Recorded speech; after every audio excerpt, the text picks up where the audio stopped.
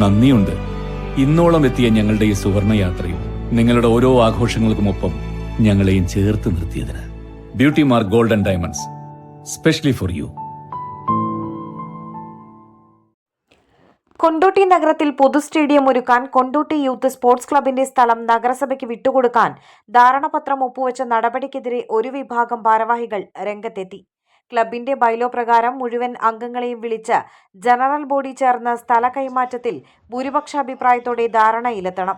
കൊണ്ടോട്ടിയിൽ പൊതു കളിസ്ഥലം ഒരുങ്ങുന്നതിന് എതിരല്ല. എന്നാൽ ഏകപക്ഷീയമായ തീരുമാനവുമായി മുന്നോട്ടു പോവുകയാണെങ്കിൽ ആവശ്യമെങ്കിൽ നിയമപരമായി നേരിടുമെന്നും വാർത്താ സമ്മേളനത്തിൽ പങ്കെടുത്ത ക്ലബ്ബ് വൈസ് പ്രസിഡന്റുമാരായ E Karikkutty, Shadi Musthafa, treasurer A P Cherumamu, executive അംഗം വി പി മുഹമ്മദ് കുട്ടി എന്നിവർ പറഞ്ഞു. 1985-90 കാലഘട്ടങ്ങളിൽ കൊണ്ടോട്ടിയിലെ ബീഡി തെരപ്പുകാരും അതുപോലെ തന്നെ കുറേ സ്പോർട്സ് പ്രേമികളും കൂടി രൂപീകരിച്ച ഒരു ക്ലബ്ബാണ് യൂത്ത് സ്പോർട്സ് ക്ലബ്ബ്. അതിൻ്റെ ആദ്യകാല പ്രവർത്തകൻ എന്ന നിലക്ക് ഇപ്പോൾ പത്രവാർത്താ മാധ്യമേ നമുക്കറിയാനിടയായി ഈ ക്ലബിൻ്റെ ആസ്തികൾ കൊണ്ടോട്ടി മുനിസിപ്പാലിറ്റിയിലേക്ക് ഒരു കൊടുത്തതായിട്ടുള്ള വിവരം അറിയാൻ കഴിഞ്ഞു. അത് എങ്ങനെയാണ് കൊടുത്തത്, വിൽപ്പനക്കാണോ അതോ എങ്ങനെയാണെന്ന് യോഗം കൂടി ഒന്നും തീരുമാനിച്ചിട്ടില്ല. അതുപോലെ തന്നെ ഈ ക്ലബ്ബിൽ ഒരുപാട് ആൾക്കാരുണ്ട്. ഏകദേശം 20ഓളം എക്സിക്യൂട്ടീവ് മെമ്പർമാർ തന്നെയുണ്ട്. അതിൽ വെറും 4 പേരാണ് ഈ ഉദ്യമത്തിന് നേതൃത്വം കൊടുത്തത്. ബാക്കി 14 പേരും ഈ വിഷയങ്ങളൊന്നും അറിഞ്ഞിട്ടില്ല. ഒരു മീറ്റിംഗ് വിളിച്ചിരുന്നു, പക്ഷേ അത് നമുക്ക് കുറച്ച് കടമുണ്ട്, ആ കടം എന്തെന്ന് ചോദിച്ചപ്പോൾ കഴിഞ്ഞ കാലങ്ങളിൽ ഫുട്ബോൾ നടത്തിയിട്ടാണ് കടം എന്ന് പറഞ്ഞു. ഞങ്ങൾക്കറിയുന്ന കടം വളരെ തുച്ഛമായ പൈസയേ ഉള്ളൂ. അത് തന്നെ ഞങ്ങളിൽ നിന്ന് പല ആൾക്കാരും എടുത്ത പൈസയാണ്. എങ്ങനെ ഇത്ര കടം വന്നതെന്ന് ഞങ്ങൾക്ക് അറിയാൻ ആഗ്രഹമുണ്ട്. അതുകൊണ്ട് ഇതിൻ്റെ വിപുലമായ ഒരു മീറ്റിംഗ് വിളിച്ച് എല്ലാ ആൾക്കാരെയും, ഇതിൽ ബന്ധപ്പെട്ട എല്ലാ ആൾക്കാരെയും വിളിച്ച് ഈ ഒരു എന്താണ് ഇത് നടന്നതെന്നും ഇതെങ്ങനെയാണ് കൊടുത്തതെന്നുള്ളത് വിവരിച്ച് നാട്ടുകാർക്ക് അറിയിക്കണമെന്നാണ് ഈ അവസരത്തിൽ പറയാനുള്ളത്.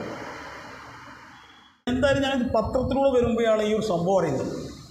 അപ്പോൾ അതിന് പേര് വേണ്ടിയിട്ട് ഒരു കമ്മിറ്റി വിളിച്ചു കൂട്ടി. ഞാനൊരു എക്സിക്യൂട്ടീവ് കമ്മിറ്റി മെമ്പറാണ്. ഈ കമ്മിറ്റിയുടെ പേര് എന്നോട് പറഞ്ഞിട്ടില്ല. വേറെ കുറേ എക്സിക്യൂട്ടീവ് കമ്മിറ്റി അംഗങ്ങളുണ്ട്.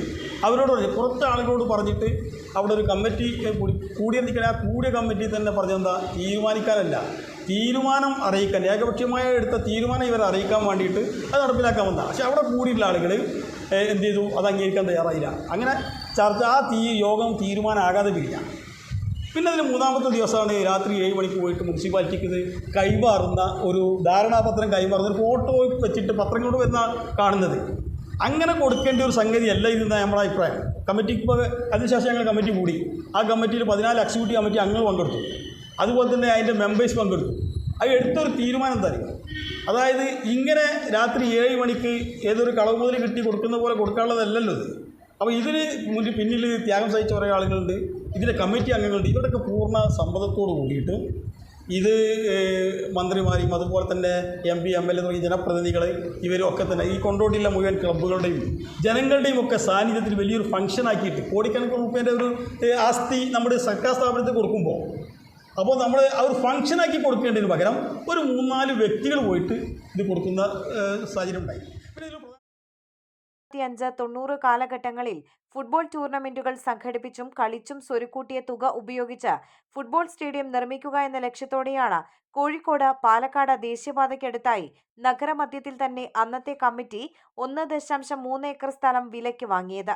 1993 ക്ലബിന്റെ ഹൈപവർ കമ്മിറ്റി അംഗങ്ങളുടെ പേരിൽ ഭൂമി രജിസ്റ്റർ ചെയ്യുകയും ചെയ്തു.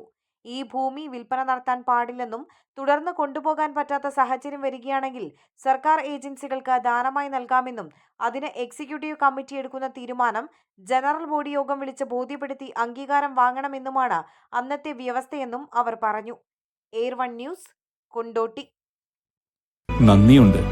ഇന്നോളം എത്തിയ ഞങ്ങളുടെ ഈ സുവർണയാത്രയും നിങ്ങളുടെ ഓരോ ആഘോഷങ്ങൾക്കുമൊപ്പം ഞങ്ങളെയും ചേർത്ത് നിർത്തിയതിന്. Beauty Mark gold and diamonds, specially for U.